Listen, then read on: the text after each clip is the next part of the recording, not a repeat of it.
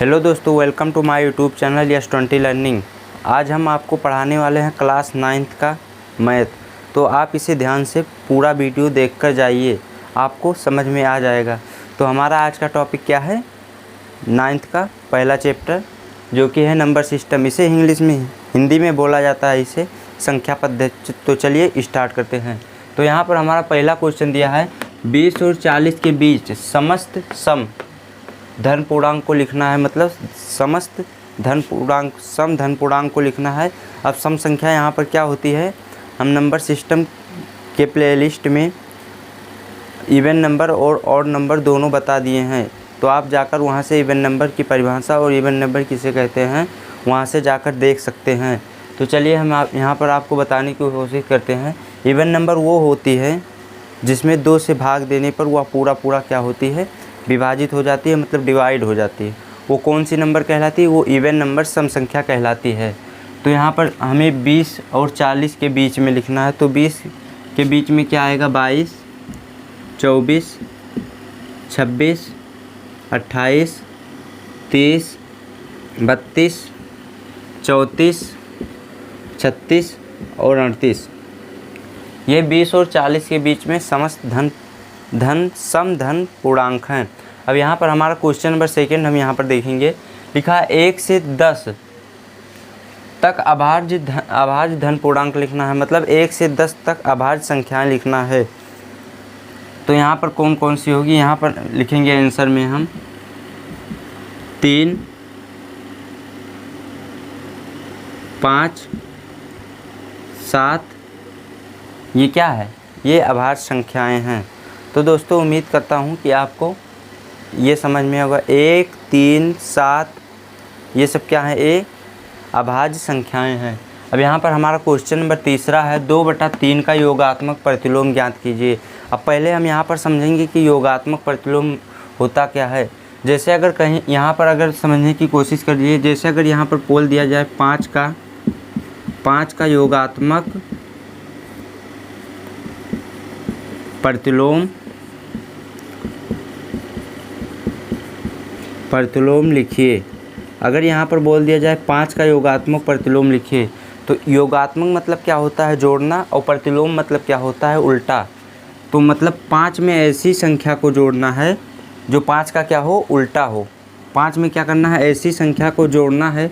योगात्मक मतलब जोड़ना है और प्रतिलोम मतलब उल्टा। तो 5 का उल्टा क्या होगा? -5। मतलब क्या करना है? 5 में क्या जोड़ना है? -5 जोड़ना है। तो यहाँ पर 5 में अगर हम -5 को जोड़ेंगे तो क्या हो जाएगा? प्लस माइनस का यहाँ से गुणा हो जाएगा माइनस, ये क्या हो जाएगा? 0। तो हम यहाँ पर कह सकते हैं कि 5 का योगात्मक प्रतिलोम जो होगा ये -5 होगा। 5 का योगात्मक प्रतिलोम क्या होगा? -5 होगा।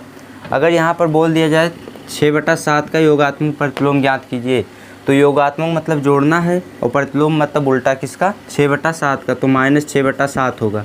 यहाँ पर क्या हो जाएगा? 6/7। यहाँ पर प्लस का गुणा माइनस से होगा, माइनस हो जाएगा 6/7। इससे क्या हो जाएगा? 0। योगात्मक प्रतिलोम में क्या होता है? किसी भी संख्या को जोड़ने पर अंत में क्या आना चाहिए? 0 आना चाहिए उसका रिजल्ट। तो यहाँ पर ये कितना आया? यहाँ पर ये 0 आया। तो इसी तरह हम 2/3 का लिखने की कोशिश करेंगे। तो यहाँ पर 2 लिखा है 2/3 का योगात्मक प्रतिलोम ज्ञात कीजिए। 2/3 का योगात्मक प्रतिलोम ज्ञात कीजिए। तो यहाँ पर 2/3 का योगात्मक प्रतिलोम क्या होगा? लिखेंगे 2/3 का योगात्मक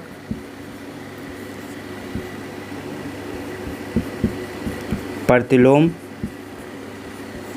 -2/3 होगा। अब जैसे यहाँ पर हम लिख दिए हैं कि 2/3 का योगात्मक प्रतिलोम -3 होगा। अब यहाँ पर कैसे होगा? हो सकता है कि मैं गलत लिखा हूँ, ये भी हो सकता है कि मैं सही लिखा हूँ। तो यहाँ पर हम इसे समझने की कोशिश करेंगे कि ये किस तरह सही है। अब यहाँ पर जैसा कि हम आपको बता चुके हैं, यहाँ पर लिखेंगे 2/3 योगात्मक का मतलब जोड़ना और प्रतिलोम का मतलब क्या होगा? उल्टा। किसका उल्टा? 2/3 का। तो 2/3 का उल्टा क्या होगा? -2/3। अब यहाँ पर आगे क्या हो जाएगा? 2/3 प्लस का गुणा इसमें होगा माइनस में, तो क्या हो जाएगा? -2/3। अब यहाँ पर हम आपको बता चुके हैं योगात्मक प्रतिलोम मतलब क्या होता है कि किसी भी धन पूर्णांक सम संख्या किसी भी संख्या को जोड़ो तो यहाँ पर क्या आना चाहिए, शून्य आना चाहिए लास्ट में उसका आंसर। तो यहाँ पर इसे जोड़ने पर कितना आया, शून्य आया। तो यहाँ पर किसी भी संख्या, यहाँ पर 2/3 को 2/3 में जोड़े हैं तो यहाँ पर क्या हो गया है, 2/3 माइनस 2/3। तो लास्ट में रिजल्ट क्या आया, शून्य आया। आंसर कितना है, शून्य। इसीलिए हम कह सकते हैं कि 2/3 का योगात्मक प्रतिलोम -2/3 होगा। तो दोस्तों उम्मीद करता हूँ कि आपको क्वेश्चन नंबर 3 समझ में आ चुका है। तो चलिए क्वेश्चन नंबर 4 की ओर बढ़ते हैं।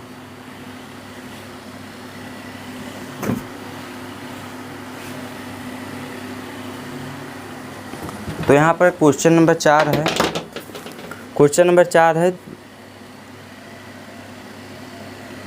2a + 1 का कर्मानुयायी पूर्णांक बताइए। क्वेश्चन नंबर 4 है 2a + 1 का कर्मानुयायी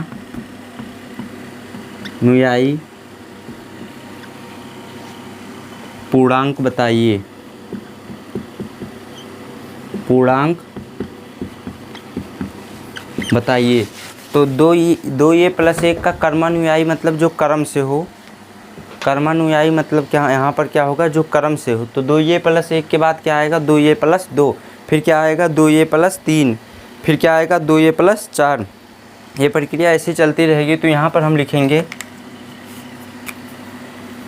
2a + 1 का कर्मानुयायी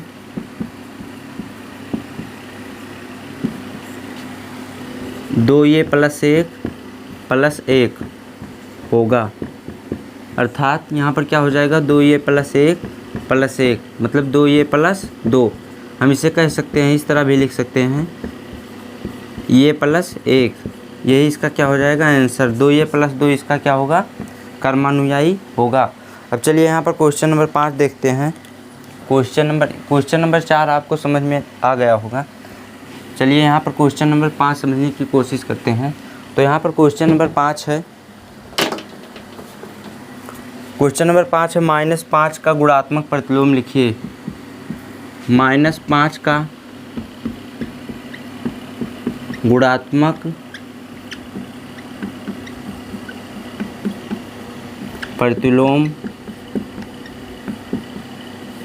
लिखिए।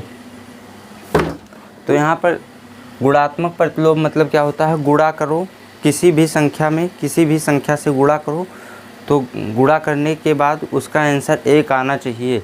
जैसे यहाँ पर कोई संख्या मान लो 3 है, -3 का गुणात्मक प्रतिलोम लिखना है। गुणात्मक प्रतिलोम क्या होगा, तो आप यहाँ पर समझने की कोशिश करें। -3 को ऐसे रख देंगे, लिख देंगे, और गुणा का मतलब गुणा, और प्रतिलोम का मतलब क्या होगा, उल्टा। मतलब क्या होगा, उल्टा। तो -3 का उल्टा यहाँ पर क्या होगा, 3 का उल्टा यहाँ पर क्या होगा, 1/3। गुणा में क्या होगा, 1/3 हो जाएगा। तो यहाँ पर माइनस था, इसीलिए यहाँ पर क्या किए हैं, माइनस लगा दिए। माइनस से माइनस कट जाएगा, 3 से 3 कट जाएगा। फिर यहाँ पर क्या आना चाहिए, 1।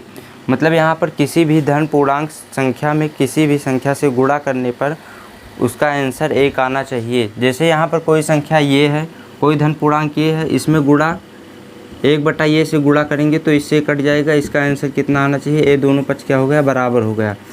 तो यहाँ पर इसी तरह हम -5 का गुणात्मक प्रतिलोम लिखेंगे।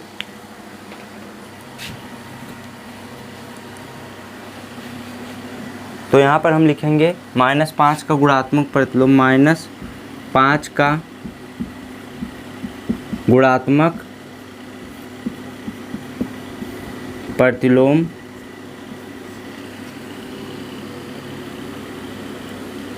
1/-5 होगा। अब यहाँ पर 1/-5 क्यों होगा, क्योंकि अगर -5 में, क्योंकि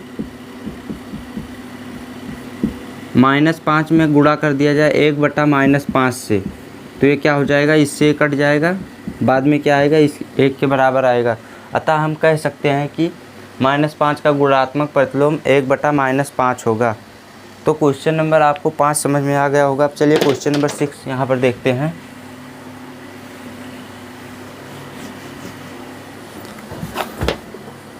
तो क्वेश्चन नंबर 6 यहाँ पर है P + Q तथा P - Q के योगात्मक प्रतिलोम लिखिए। तो दोस्तों यहाँ पर जिस तरह हम क्वेश्चन नंबर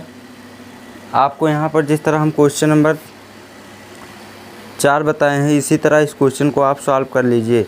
जिस तरह क्वेश्चन नंबर 3 यहाँ पर बताया है कि 2/3 का योगात्मक प्रतिलोम क्या होगा, ठीक इसी प्रकार इस क्वेश्चन को सॉल्व करेंगे। तो यहाँ पर हम लिखेंगे P + Q का योगात्मक प्रतिलोम। यहाँ पर P + Q का योगात्मक प्रतिलोम क्या होगा, माइनस का चिन्ह P + Q होगा, क्योंकि अगर हम यहाँ पर P + Q में माइनस P + Q जोड़ दें, यहाँ पर क्या करें P + Q माइनस का P + Q, इस तरह अगर जोड़ दें P + Q प्लस मझला ब्रैकेट माइनस का चिन्ह P + Q ब्रैकेट बंद मझला ब्रैकेट बंद, तो यहाँ पर क्या होगा, अगले स्टेप में P + Q हो जाएगा, फिर प्लस का गुणा माइनस में होगा, क्या हो जाएगा माइनस P + Q। अब अगले स्टेप में क्या करेंगे, माइनस का गुणा हम ब्रैकेट के अंदर करा देंगे, तो यहाँ पर क्या हो जाएगा P + Q माइनस का चिन्ह माइनस P, यहाँ पर ये गुणा करेगा, फिर यहाँ पर ये गुणा करेगा, तो यहाँ पर क्या हो जाएगा -Q। इससे क्या हो जाएगा, कट पीट कर यहाँ पर आएगा 0। अतः हम कह सकते हैं कि P + Q का योगात्मक प्रतिलोम -P + Q होगा। ठीक इसी प्रकार आप P - Q का योगात्मक प्रतिलोम ज्ञात कर लीजिएगा।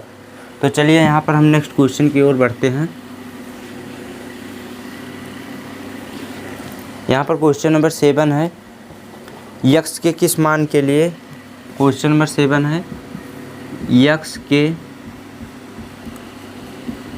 किस मान के लिए, x के किस मान के लिए 5 × 3 × 2 बराबर 5 × 3 ब्रैकेट छोटा ब्रैकेट गुणा x कथन सत्य है, कथन सत्य है। यहाँ पर क्या होगा, कथन सत्य है। तो यहाँ पर क्या करना है, हमें x का मान ज्ञात करना है और बताना है कि कथन सत्य है असत्य। तो चलिए यहाँ पर समझने की कोशिश करते हैं। तो यहाँ पर हम आंसर में इसके लिखेंगे 5 × 3 × 2 छोटा ब्रैकेट बंद बराबर छोटा ब्रैकेट 5 × 3 × x। अब दोस्तों यहाँ पर जैसा आप देख रहे हैं कि अगर 5 का गुणा यहाँ वितरण के नियम से 5 का गुणा 3 में किया गया है, तो हम इसे इस तरह लिख सकते हैं 5 × 3 × 2 बराबर 5 × 3 × x। अब यहाँ पर हम 5 × 3 × 2 का कंपैरिजन 5 × 3 × x से करेंगे, तो यहाँ से x बराबर कितना आएगा 2। अतः हम कह सकते हैं कि x बराबर 2 के लिए यह कथन क्या होगा, सत्य होगा। x बराबर 2 के लिए 5 × 3 × 2 बराबर 5 × 3 × x का मान सत्य होगा। x बराबर 2 के लिए 5 × 3 × 2 बराबर 5 × 3 × x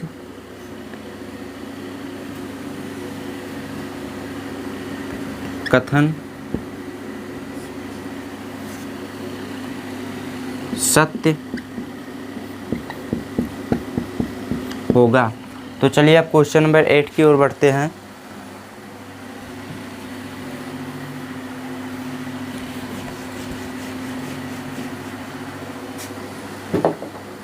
तो दोस्तों क्वेश्चन नंबर 8 है यहाँ पर, पूर्णांकों में ऐसी कौन सी संख्या होती है जो स्वयं का योज्य प्रतिलोम होती है। मतलब यहाँ पर हमें बताना है पूर्णांकों में ऐसी कौन सी संख्या होती है जो स्वयं की योज्य प्रतिलोम होती है, मतलब स्वयं का उल्टा होती है।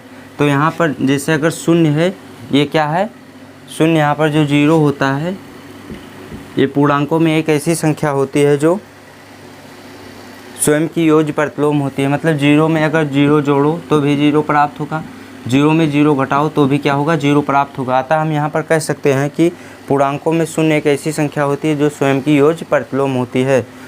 तो चलिए यहाँ पर क्वेश्चन नंबर 9 की ओर बढ़ते हैं।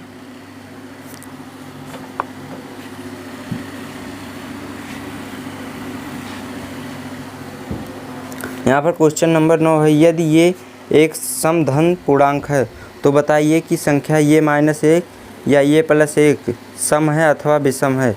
तो चलिए यहाँ पर क्वेश्चन नंबर 9 देखते हैं। तो चलिए दोस्तों यहाँ पर क्वेश्चन नंबर 9 को समझने की यहाँ पर हम कोशिश करते हैं। यहाँ पर है यदि ये एक समधन पूर्णांक है, मतलब ये बराबर क्या है, 2 4 6 8 10 12 धन पूर्णांक है, तो बताइए कि संख्या ये -1 ये +1 सम है अथवा विषम। हमें ये बताना है कि जो यहाँ पर संख्या दिया है ये -1 तथा ये +1 यहाँ पर सम होगा या विषम होगा। तो चलिए यहाँ पर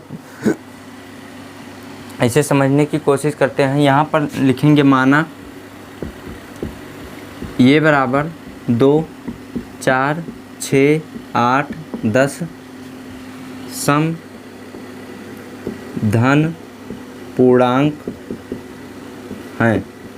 ये बराबर क्या है, 2 4 6 इन्हीं में से कोई भी समधन पूर्णांक है। तो यहाँ पर हमें बताना है कि ये -1 या ये +1 सम संख्या है अथवा विषम संख्या।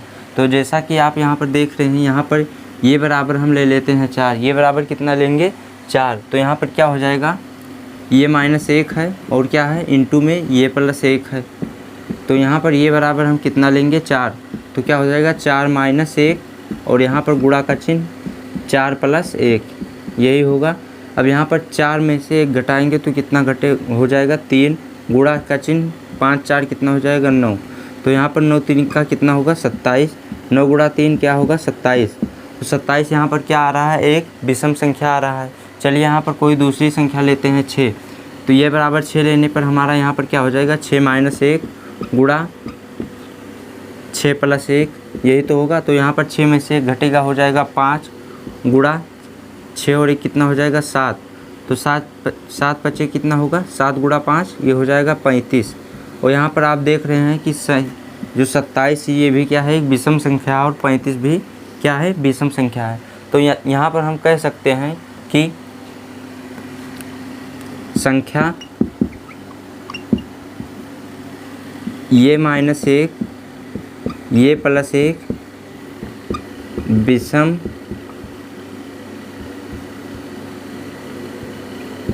संख्या होगा। तो दोस्तों उम्मीद करता हूँ कि आपको ये क्वेश्चन नंबर 9 समझ में आ गया होगा। तो चलिए क्वेश्चन नंबर 10 की ओर यहाँ पर हम बढ़ते हैं।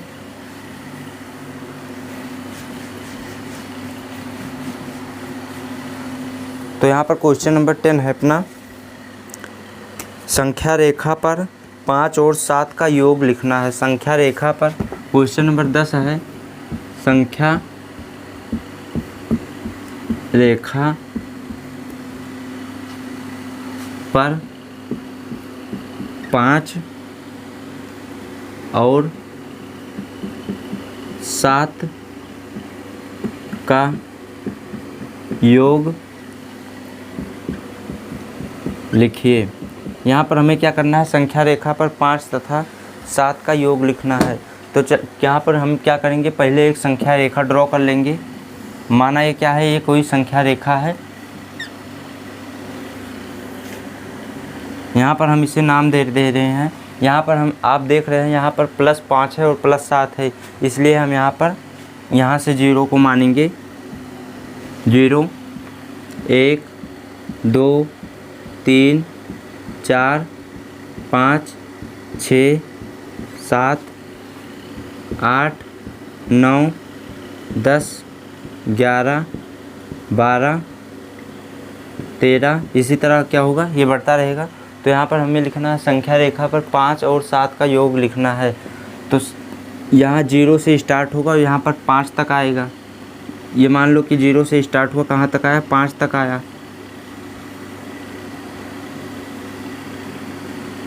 फिर आगे क्या होगा, 0 से 5 आने के बाद फिर क्या करेंगे, 7 आगे और जाएगा। कहाँ से आया कहाँ तक, ये 5 तक आया। फिर आगे कहाँ से कहाँ तक जाएगा,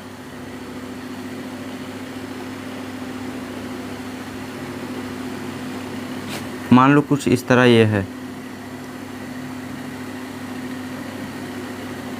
फिर ये 5 से 7 अंक आगे जाएगा, 6, 7, 8, 9, 10, 11, 12। ये कहाँ तक जाएगा, 12 तक जाएगा। ये कितना अंक आगे गया है, ये गया है 7 अंक आगे। तो हम यहाँ पर बोलेंगे कि संख्या रेखा पर 0 मतलब दाहिनी ओर 5 अंक तथा 5 से 7 अंक आगे जाने पर ये पुनः 12 अंक पर रुकेगी। अतः हम यहाँ पर कह सकते हैं, अतः संख्या रेखा पर 5 तथा 7 का योग 5 + 7 = 12 होगा। तो यहाँ पर आप क्वेश्चन नंबर 10 को 5 तथा 7 को संख्या रेखा पर दर्शाकर उसका योग भी निकाल सकते हैं इस तरह।